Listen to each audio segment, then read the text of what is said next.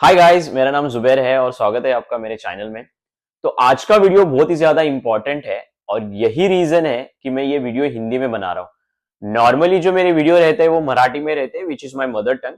But आज का video बहुत ही ज्यादा इंपॉर्टेंट है और मराठी का जो रीच है वो इतना ज्यादा नहीं है, और यहाँ पे जो यूके में स्टूडेंट आते हैं वो अलग अलग हिस्से से आते हैं इंडिया के। सो दैट इज वाई ये वीडियो आज मैं हिंदी में बना रहा हूँ। तो चलिए शुरू करते हैं। तो आज के वीडियो में हम जानने वाले हैं कि कैसे आप अगर इधर मास्टर्स के लिए आते हो और अगर आप अपने असाइनमेंट में आपके मॉड्यूल में फेल हो जाते हो तो उसका इम्पैक्ट आपके एकेडमिक पे और आपके आगे के पीएसडब्ल्यू वीजा पे क्या होता है, ये सारी चीजें डिस्कस करेंगे। तो सबसे पहले हम लोग जानते हैं कि आपको किस तरह से असाइनमेंट में यूनिवर्सिटी फेल करा सकती है। मैंने बहुत सारे ऐसे केसेस देखे हैं, मैं खुद ऐसा रेस एडवोकेट काम कर चुका हूँ यूनिवर्सिटी के अंदर और मैंने कोशिश की है स्टूडेंट्स को हेल्प करने की। तो उसमें बहुत सारी चीजें ऐसे होती है कि यूनिवर्सिटी फेल करती है स्टूडेंट को, और यहाँ पे एक स्टूडेंट ऐसा माहौल क्रिएट कर रहे हैं, ऐसा बोल रहे हैं कि यार यूनिवर्सिटी फेल करती है, हमको यूनिवर्सिटी बहुत टफ हो गई है, मतलब बिना वजह फेल करती है। तो ऐसा नहीं है। कोई भी यूनिवर्सिटी बिना किसी रीजन के, बिना किसी जस्टिफिकेशन को आपको फेल नहीं करा सकती। उनको हर चीज का जस्टिफिकेशन देना होता है कि इस स्टूडेंट को हमने क्यों फेल किया। तो ये जो आपका दिमाग में बैठा है कि यार यूनिवर्सिटी फेल करती है, ये ऐसा चीज नहीं है। मैंने खुद यूनिवर्सिटी के साथ काम किया हो, ये गलत है। अगर आप स्टूडेंट कोई गलती कर रहा है, उनको मिस्टेक दिख रही है, तो यूनिवर्सिटी फेल करती है। अब डिस्कस करते हैं कि क्यों यूनिवर्सिटी फेल करती है। एक दो तीन चीजें होती है जिसको यूनिवर्सिटी बहुत ही स्ट्रिक्टली कंसिडर करती है जब अगर स्टूडेंट को फेल करना होगा तो उसमें होता है, एक होता है प्लागरिज्म, एक होता है चीटिंग। यानी कि चीटिंग यानी कि आप किसी दूसरे का असाइनमेंट वैसा का वैसा उठा के आप कॉपी कर रहे हो। तीसरा होता है एआई टूल्स का यूज। तो ये चीजें होती है, यूनिवर्सिटी कंसिडर करती है। प्लागरिज्म का मतलब क्या होता है कि आप इंटरनेट से इंफॉर्मेशन निकाल रहे हो, इंटरनेट से आपने इंफॉर्मेशन ली हुई है, आपके असाइनमेंट में आपने यूज की हुई है, बट आप उसका प्रॉपर रेफरेंस नहीं दे पा रहे।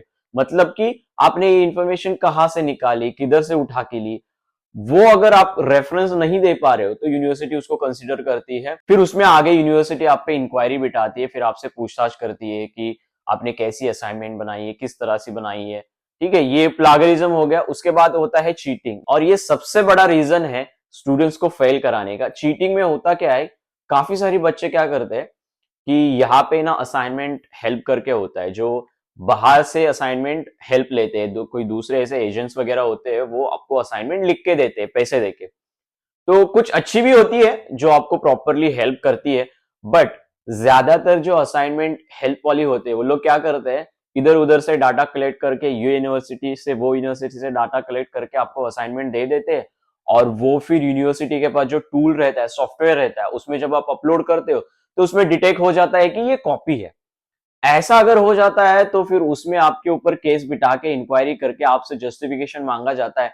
और ये जो चीटिंग का केस है बहुत ही स्ट्रांग यहाँ पे लेते हैं। अगर उसमें आप पकड़े गए तो सीधे आपको वो फेल कराते हैं। तो ये चीटिंग का एक मामला हो गया जिसमें आप ऐसी की ऐसी असाइनमेंट किसी दूसरे की उठा के लिख के आप अपनी समझ के डाल रहे हो। और आगे आता है आपका एआई टूल का यूज, जिसमें आप चैट जीपीटी हो या फिर कोई और सॉफ्टवेयर हो, वो यूज करके आप अपनी असाइनमेंट क्रिएट कर रहे हो और ऐसे यूज करके वैसे के वैसे अपलोड कर रहे हो। तो उसमें भी आप फंस सकते हो। हालांकि बहुत सारे लोग चैट जीपीटी यूज करते हैं, लेकिन उसका एक यूज करने का तरीका होता है, क्योंकि ज्यादातर जब हम चैट जीपीटी से रेफरेंसेस लेते हैं, वो जो रेफरेंसेस होते हैं चैट जीपीटी के, उनको वैलिड करना बहुत इंपॉर्टेंट होता है। क्योंकि चैट जीपीटी के ज्यादातर जो रेफरेंस होते हैं वो फेक होते हैं और वो पकड़े जाते हैं। तो अगर आप एआई टूल का यूज कर रहे हो और वैसी की वैसी उठा के असाइनमेंट सबमिट कर रहे हो तो उसमें भी आप फंस जाते हो। तो ये अगर चीजें आप कर रहे हो, अगर आप प्लागरिज्म में फंस गए, अगर चीटिंग में फंस गए, या फिर एआई टूल का यूज में इसमें आप फंस गए, तो यूनिवर्सिटी आपको फेल कराती है। अभी उसका इफेक्ट क्या होता है देखिए। अगर मान लो आपका सेकंड मॉड्यूल चल रहा है एंड आपका सितंबर इनटेक शुरू है, सेकंड मॉड्यूल चल रहा है आपका, आप जनवरी में आपके सेकंड मॉड्यूल का रिजल्ट आ गया, आप फेल हो गए। अभी उसमें क्या होता है, आप इमीडिएट उस पर रीटेक नहीं दे सकते। यूनिवर्सिटी आपको क्या करती है, नेक्स्ट जो होती है नेक्स्ट डेट देती है, जो कि 1.5 मंथ की होती है, लेकिन उसके बीच में आपकी इंक्वायरी वगैरह चली रहती है, उसमें और एक 20-25 दिन जाते हैं। तो मतलब 2 महीना आपको वो रीटेक देने में लग जाते हैं। उसके बाद आप रीटेक देख सकते हो फीडबैक लेके, अगर आप नेक्स्ट अटेम्प्ट में पास होते हैं तो वेल एंड गुड। लेकिन आगे क्या होता है, मान लो अगर आपकी थर्ड या फोर्थ असाइनमेंट चल रही है एंड इट्स जून। अभी मान लो जून का मंथ है और आपकी असाइनमेंट फेल हो गई, आपका रिजल्ट आ गया। फिर इसमें क्या आपकी इंक्वायरी बैठ जाती है, इंक्वायरी लगने के बाद वो पूछताछ करते हैं। अगर पूछताछ में आपने सही से आंसर दे दिए कि मैंने बनाई है, उनको लग गया कि जेन्युइन है बाबा इसने बनाई है असाइनमेंट, तो आपको पास कर देते हैं। अगर आप पकड़े गए तो आपको फेल करा देते हैं, रीटेक देते हैं। अभी रीटेक में आपका 2 महीना चला जाता है। अभी जून में आपका रिजल्ट आ गया, जुलाई अगस्त 2 ही मंथ आपके बचते हैं। मान लो आपने अगस्त में आपने रीटेक दे दिया, आपकी उसका रिजल्ट आने के लिए 1 मंथ रखता है। तो अगस्त सितंबर आपका सितंबर इनटेक है, आपका सितंबर में आपका कोर्स फिनिश हो जाता है। अभी इसमें होता क्या है, आपकी जो असाइनमेंट में आप फेल हो गए हो तो आपकी जो रीसबमिशन डेट है, रिजल्ट डेट है, वो आगे आगे चली जाती है। अगर आप सितंबर इनटेक के हो और मान लो आपका वीजा जो है नवंबर में एंड हो रहा है और नवंबर के एंड तक आपको पीएसडब्ल्यू को अप्लाई करना है। अभी यहां का रूल क्या है, आपको आपका कोर्स कंप्लीट चाहिए। अगर आपका कोर्स कंप्लीट होता है तो ही आप पीएसडब्ल्यू के लिए अप्लाई कर सकते हो। यूनिवर्सिटी जब आपका कोर्स कंप्लीट होता है तो यूनिवर्सिटी होम ऑफिस को ईमेल करती है कि आपका कोर्स कंप्लीट हुआ है। अभी आपका असाइनमेंट फेल हुआ है, आपका मॉड्यूल एक पेंडिंग है, आपका रिजल्ट पेंडिंग है। अभी जैसे मैंने आपको बताया, मान लो आपका रीसबमिशन है, रीटेक दे रहे हो आप और आपने रीटेक सितंबर में दे दिया और आपका रिजल्ट जो है वो आ रहा है 25 नवंबर को और आपका स्टूडेंट वीजा जो है वो फिनिश हो रहा है 15 नवंबर को। अभी इसमें कॉम्प्लिकेशन आते हैं क्योंकि रूल क्या है, आपके सब मॉड्यूल्स क्लियर होने चाहिए, आपकी डिग्री कंप्लीट होनी चाहिए, तो ही आप पीएसडब्ल्यू को अप्लाई कर सकते हो। आपके अगर मॉड्यूल ही पेंडिंग है, इसका मतलब आपकी डिग्री कंप्लीट नहीं है। आपकी डिग्री कंप्लीट नहीं है यानी कि आप पीएसडब्ल्यू को अप्लाई कर नहीं सकते। इस केस में आप फंस जाते हो और ज्यादातर स्टूडेंट, उनके पास कोई ऑप्शन नहीं होता है, वो घर पे वापस चले जाते हैं। इसीलिए 1 अटेम्प्ट में असाइनमेंट कंप्लीट करना यहाँ पे बहुत ही ज्यादा इंपॉर्टेंट होता है।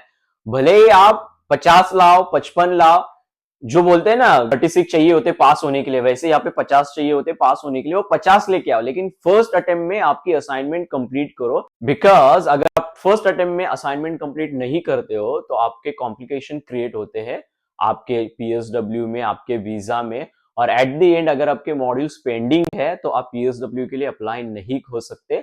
आपको घर जाने के अलावा कोई ऑप्शन नहीं होता। इसलिए जब आप यहाँ पे आते हो तो ये माइंड में फिट कर लेना कि यहाँ पे आना है तो कैसे भी करके फर्स्ट अटेम्प्ट में सारी की सारी असाइनमेंट कंप्लीट करनी है। यहाँ पे डिग्री फिनिश होना बहुत ही ज्यादा इंपॉर्टेंट होता है, क्योंकि जो आप पैसा इन्वेस्ट कर रहे हो और ये आप सोच के आते हो कि यार 1 साल का कोर्स है, 2 साल का पीएसडब्ल्यू है, लेकिन अगर आपका कोर्स ही फिनिश नहीं हुआ तो आगे का 2 साल का पीएसडब्ल्यू भी आपको नहीं मिल सकता और इस केस में आप फंस जाते हो। फिर मेंटली आपको बहुत ज्यादा डिस्टर्ब होता है। हालांकि बहुत सारे लोग ऐसे एक एफएलआर करके होता है जिसमें वीजा अप्लाई करते हैं स्टे करने का आगे, लेकिन वो बहुत सारे कॉम्प्लिकेटेड चीजें होती है, उसमें पैसे भी खर्च होते हैं। इसलिए अगर आप यहाँ पे आते हो मास्टर्स के लिए तो ये कोशिश करना कि आपके असाइनमेंट्स, आपके मॉड्यूल फर्स्ट अटेम्प्ट में कंप्लीट हो। और अगर बाहर के आप असाइनमेंट हेल्प ले रहे हो तो जैसे कि जैसे वो जो बाहर वाला असाइनमेंट दे रहा है वो वैसे उठा के कभी भी सबमिट मत करना।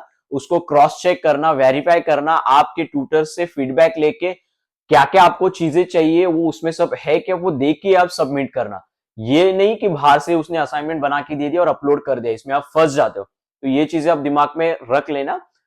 तो ये था आज के वीडियो में। तो नेक्स्ट वीडियो में हम डिस्कस करेंगे कि अगर आपको यूनिवर्सिटी ने टर्मिनेट कर दिया तो उसका आपके ऊपर इफेक्ट क्या होता है और आपको यूनिवर्सिटी क्यों टर्मिनेट करती है, ये भी हम सारी चीजें डिस्कस करेंगे।